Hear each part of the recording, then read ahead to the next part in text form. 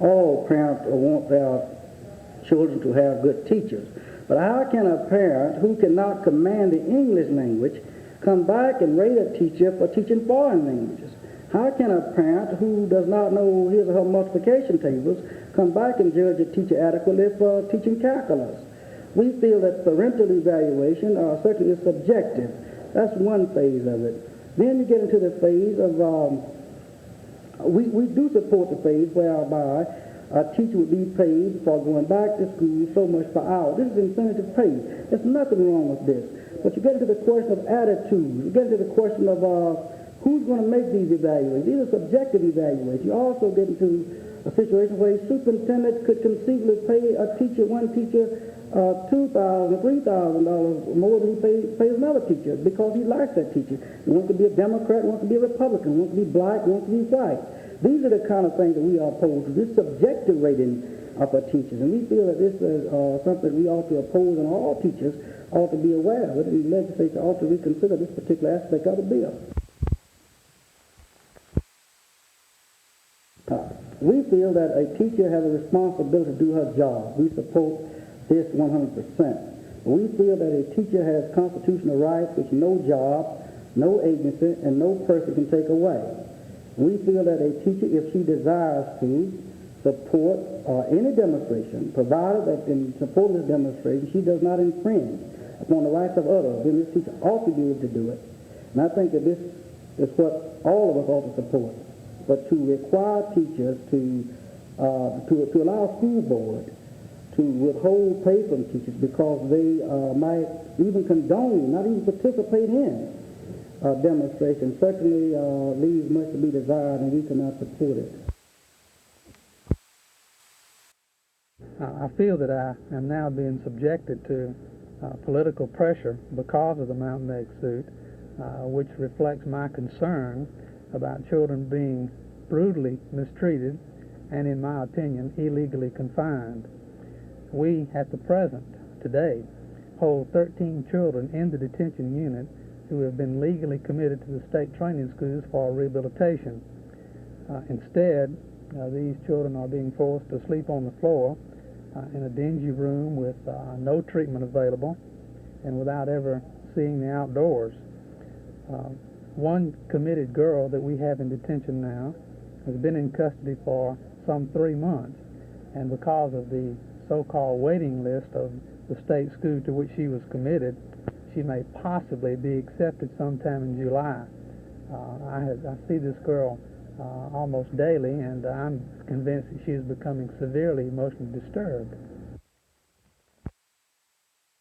We're talking now in terms of third and fourth generation computers that can serve as many as 5,000 to 10,000 children simultaneously. The computer is dividing its time in terms of milliseconds so that a child can react to the computer and have it react in turn to the child within an imperceptible span of time. Thus, this means that eventually all of our schools will be expected to be hooked up to giant storehouses of information that probably will be regional or statewide in nature. And these storehouses will become the libraries of the future. We could talk about the needs in terms of per pupil expenditure. We could talk about the high teacher-pupil ratios that prevail in this state. We could talk about transportation in some detail. We could talk about capital outlay needs in the state. We could talk about teacher salaries and other things. But let me talk for just a moment about something which I consider to be fundamental to all of these, and that is simply the fact that education is an investment. And I think that we in Alabama have been negligent in realizing this fact.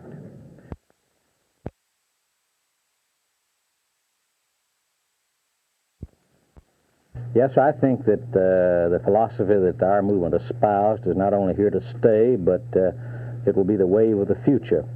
And we feel that if members of the other two parties begin to moderate, as they are beginning to moderate in their soundings at least, then this movement has already been successful. But we feel that our movement will be here a long time.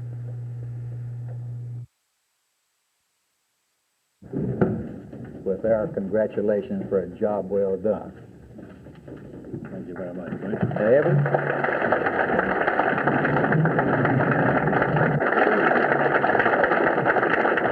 A new provision of the law that would enable any American that does not want this kind of obscene material that has been flooding the mails in ever-increasing quantities in this country.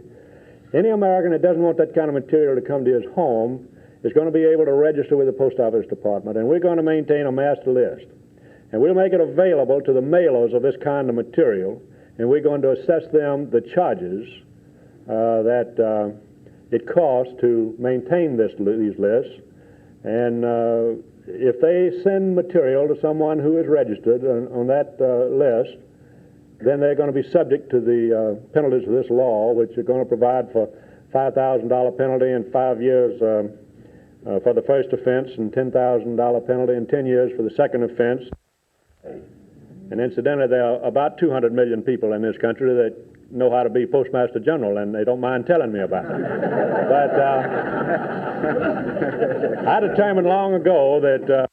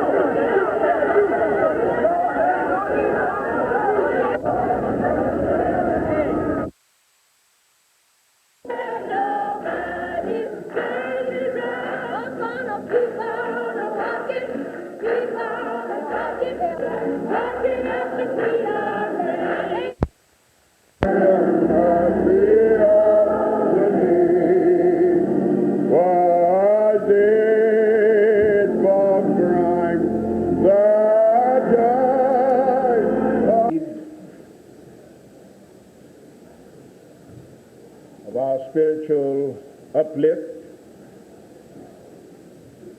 of our identity. We know what it's all about. And I believe that one day the snow will begin to melt. God is warming hearts everywhere. I believe somewhere along the way that there will be a springtime again. Oh, we've got to keep on trusting in God. We got to keep pushing our way out of this old cocoon. And after a while, we'll have the wings of an eagle. We will be able to fly away and be at rest with Almighty God. We'll be able to run and not get weary. We'll be able to walk and not faint.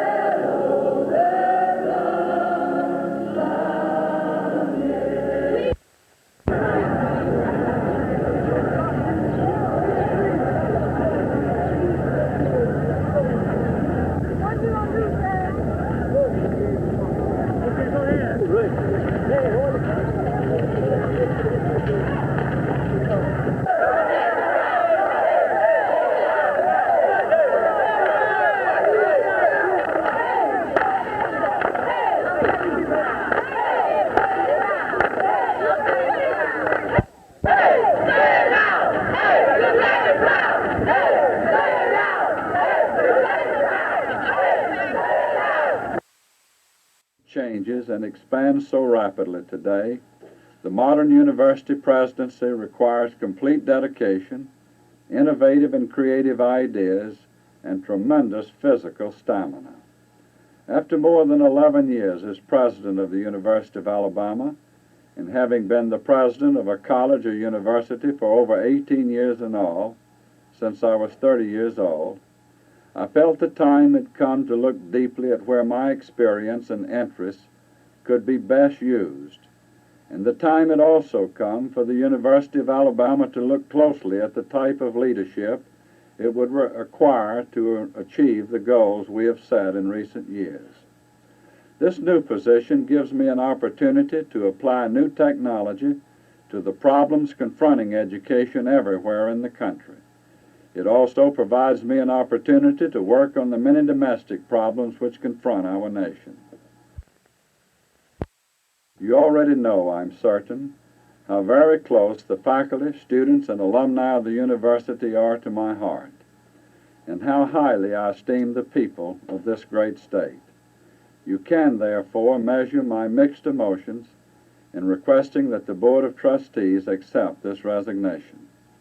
The average tenure of a college president in the United States today is about 6 years.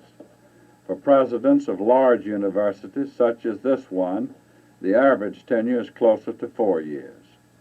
Of the 22 presidents of this university, I am now third in length of service.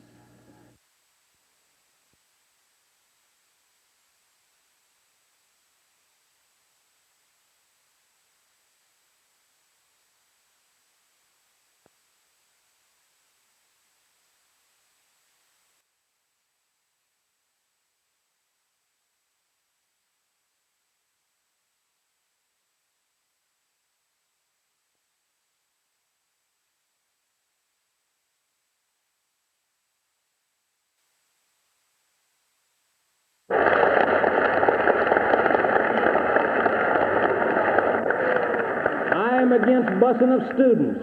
I'm against cutting off funds because of arbitrary HEW guidelines that go beyond the law. He said identically what you wanted him to say. He said identically what I said. But evidently his chief of the Justice Department and Mr. Finch did not listen to the campaign commitments made by the President, but I hope and pray yet that they might read what he said, and that this wrong might be rectified yet, in that the Justice Department might go back into court and ask for restoration of freedom of choice, which really is the law now in this land.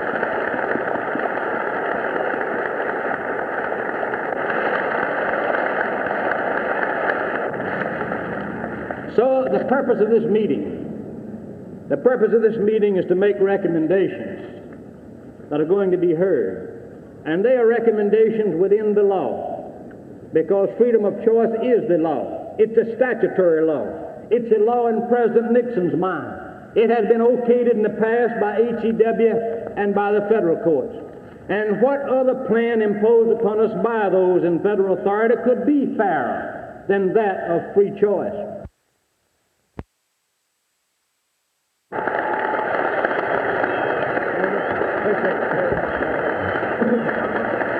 Thank you very much, Governor Wallace.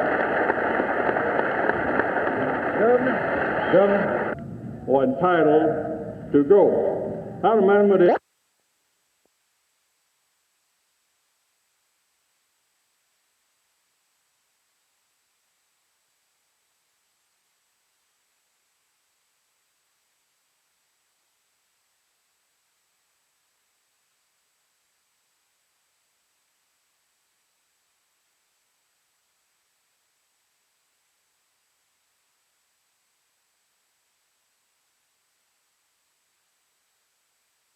So I raised the issue about freedom of choice, in which I said the people of Alabama had accepted freedom of choice as the least disruptive system of public education having been imposed upon us.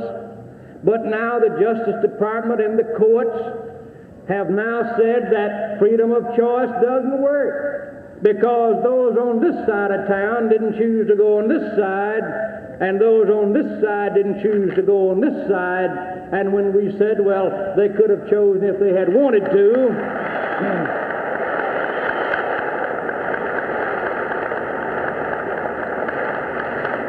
and their answer to me and to others was, that's your problem. You work it out. So you see, the liberal and the bureaucrat and the judges who are not elected by the people, if you don't choose like they think you ought to choose, then they deny you free choice.